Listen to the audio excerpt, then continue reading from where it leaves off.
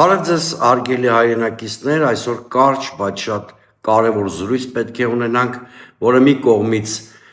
բացահայտելու է այս քարոզարշավի ընթացքում իշխանության արդենից թույլ տված ճակատագրական սխալը, մյուս կողմից բացահայտելու ենք իշխանության ևս մի մտադրություն, որը մեր կարծիքով դառնալու է գործող իշխանության կամ Նիկոլ Փաշինյանի անշրջելի ճակատագրական սխալը։ Ընդ որում, երբ որ խոսում եմ ճակատագրական սխալի մասին, դրա հետևանքները իրենց վրա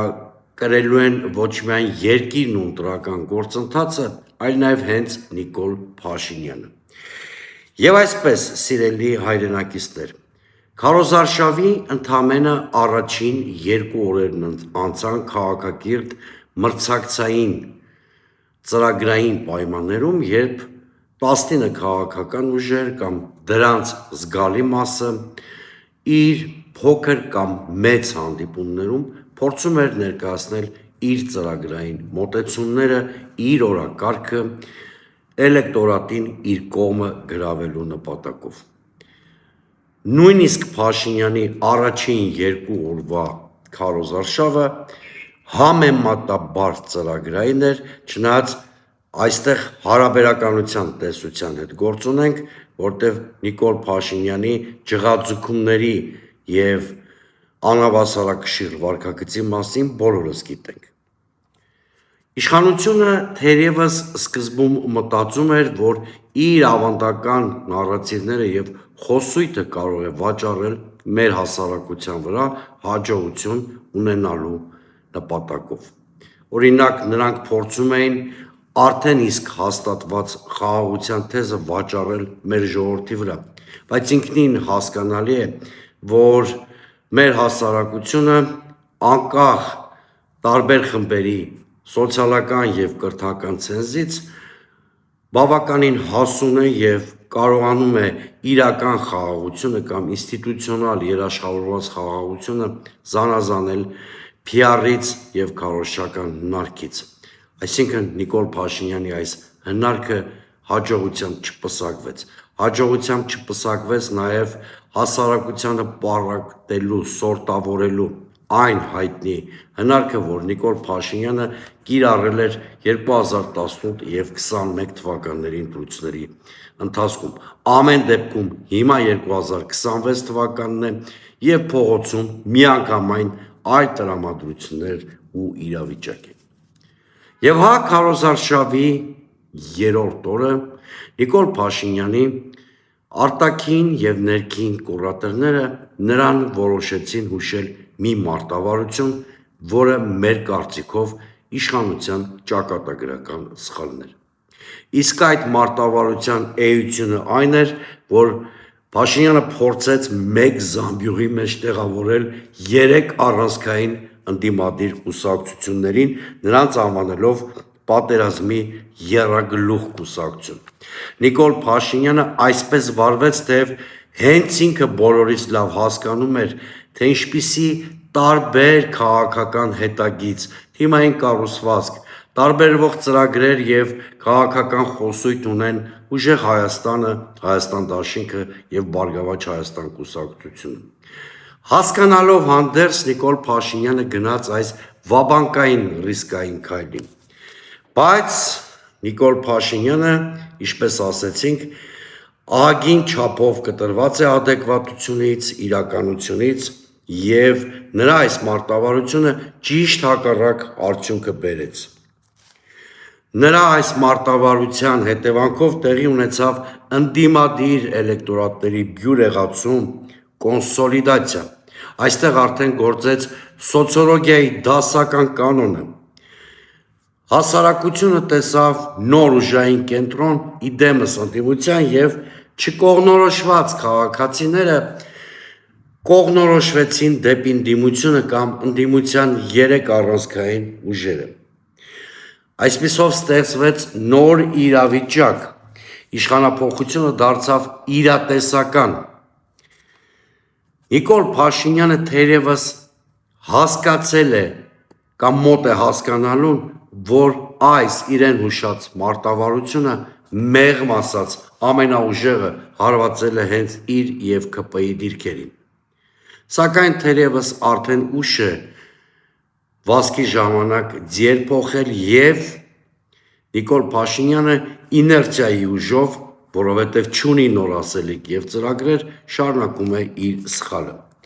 Հիմա մեր ունեցած ինֆորմացիայով Նիկոլ Փաշինյանին հուշում են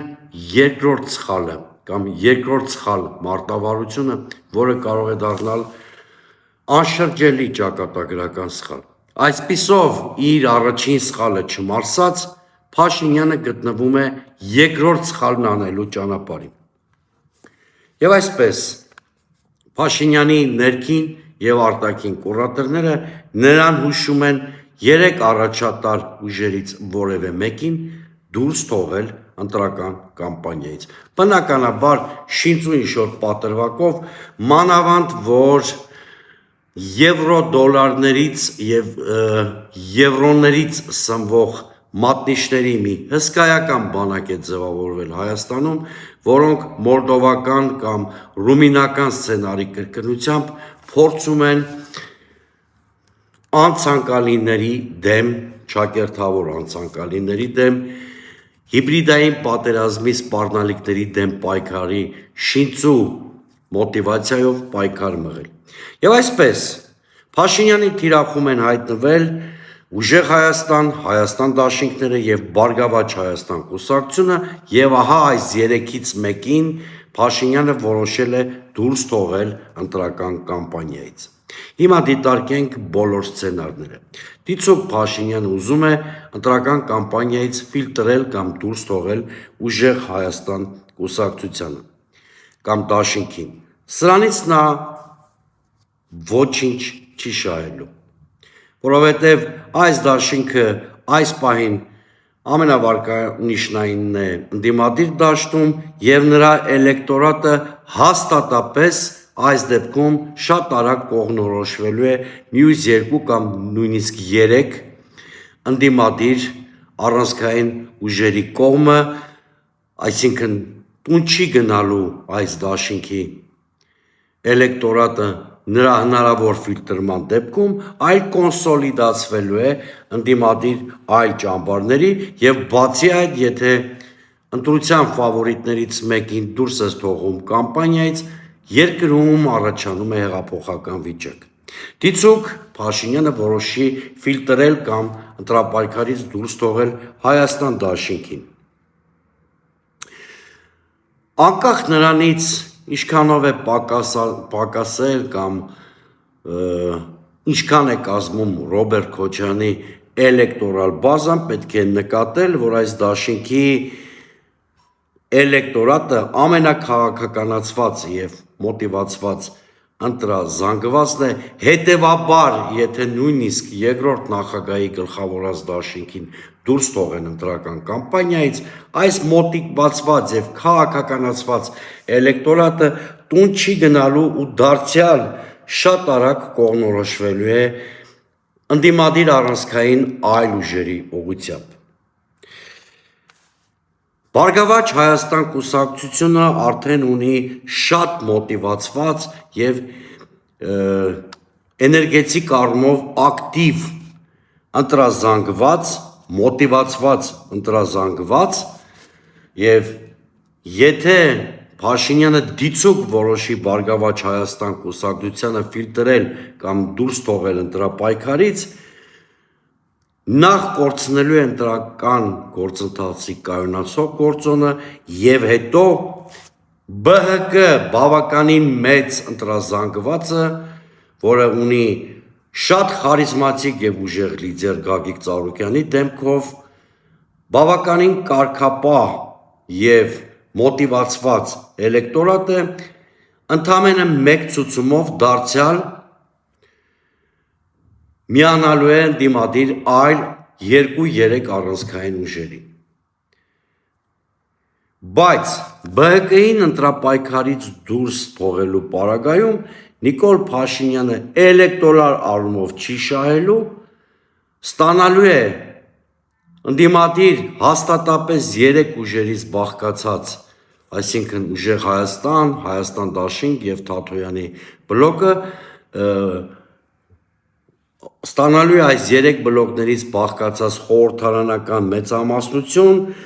եւ ավելի կոշտ սցենարով է հեռացվելու իշխանությունից։ Ինչպես տեսակ, սիրելի հայրենակիցներ, 3 առանցքային ուժերից որևէ մեկին, այսինքն ուժեղ Հայաստանին, Հայաստան դաշինքին եւ ԲՀԿ-ին դուրս թողնելու պարագայում կամ ընտրարշավից հեռացնելու պարագայում Նիկոլ Փաշինյանը ոչինչ չի շահում, այլ ընդամենը հարամում է ընտրությունները եւ ավտորիտար ռեպրեսիվ քայլերի ողջ պատասխանատվությունը վերցնելու է իր վրա։ Եթե կուզեք, սիրելի հայրենակիցներ, հունիսի 7-ը բացառիկ շանս է առաջին հերթին հենց Նիկոլ Փաշինյանի համար։ Նա կարող է հունիսի 7-ին կազմակերպել նորմալ ընտրություններ եւ անցնցում հեռանալ։ Այս բացառիկ շանսը Նիկոլ Փաշինյանին տրվում է վերջին անգամ, հետո նա նման շանս չի ունենալու։ Եթե այնուամենայնիվ Նիկոլ Փաշինյանը գնա մրցակիցներին ֆիլտրելու ճանապարհով, հարամություններ եւ ժողովրդական լեզվով ասենք դաղալություններ անելու ճանապարհով, ապա միևնույնն է, շատ կարճ ժամանակով կարող է պահել շատ անկայուն մի իշխանություն, որը սակայն հետո հեռանալու է մեծ ցնցումների ճանապարհով։ Եվ ուրեմն, սիրելի հայրենակիցներ, իշխանության բոլոր ավտորիտար նկրտումները մենք կարդում ենք, գիտենք, ունենք հակաքայլերը։ Սիրելի ընտրողներ, սիրելի հայրենակիցներ, ձեզ կոչ ենք անում ակտիվ մասնակցել հունիսի 7-ի ընտրություններին, որտեղ ձեր ակտիվ մասնակցությունը թույլ կտա հենց հունիսի 7-ին իրականացնել անցնցում իշխանափոխություն։ Իշխանությանը կոչ ենք անում օգտվել իր վերջին բացառիկ շանսից։ Հայաստանում միևնույնն է առաջիկա ամիսներին տեղի ունենալու իշխանափոխություն։ Դա կարող է տեղի ունենալ քաղաքակիրթ անցնցում տարբերակով հունիսի 7-ին եւ կարող է տեղի ունենալ անկանխատեսելի եւ ցնցումներով ուղեկցվող տարբերակներով հաշված շաբաթների ընթացքում։ Եվ ուրեմն, սիրելի հասարակություն, հունիսի 7-ը մեր հավաքական հաղթանակի օրն է։